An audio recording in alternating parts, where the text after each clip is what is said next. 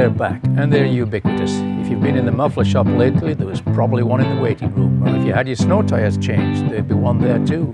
Been in the dentist office, there'd be one there. They're everywhere. Poinsettias. Can't miss them at this time of year. But as beautiful as they are, there's nothing like seeing a greenhouse full of them. All the different colors and varieties. What a sight.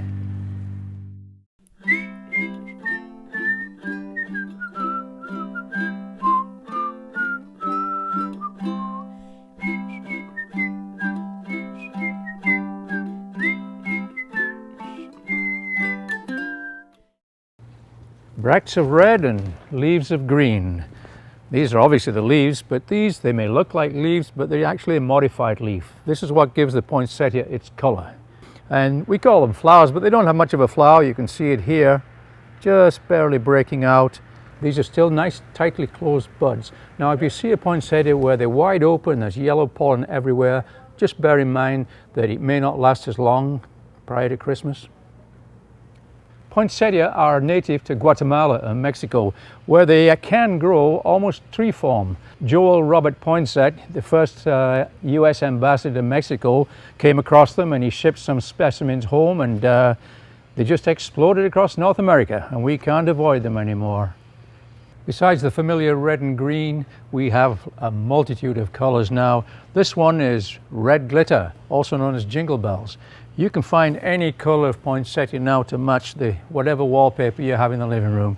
This one is marble star. What a beauty.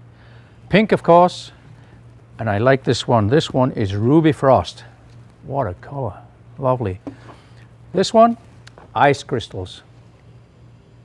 And one of the newest of all is autumn leaves. What about that? Love it.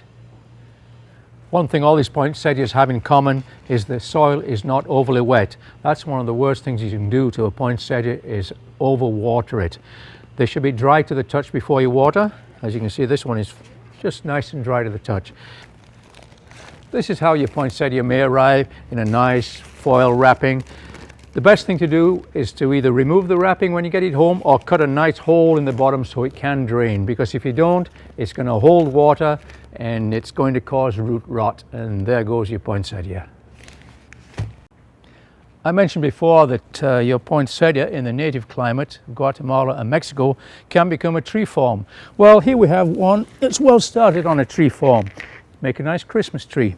Now, if you want to form your own tree, you might want to start off with one that's already formed as a tree, because the biggest challenge is people like to put them outside for the summer and bring them in. It's a bit of a challenge to get them grow and develop the red bracts again, but it is possible. What you need to do is, after Christmas, repot it, and then when the temperature is above 10 degrees outside, you can put it out in the garden in light shade. In late August, bring it back in again, trim back the plant to 3 or 4 shoots with leaves on, and give it a sunny window, fertilize it, and by, let's see, mid-September, it needs full day of sun, indirect sun, and then a long night of darkness, at least 12 hours with no lights, and that should encourage the bracts to turn red. One other point about poinsettias is, despite the common misconception they are not poisonous, although I wouldn't put the leaves in a salad, they're in the euphorbia family, and if you have sensitive skin, as is common with euphorbias, the sap will irritate your skin. Any questions on poinsettia growing or tips, email me at garden@gto.net. I'm David Hobson for therecord.com.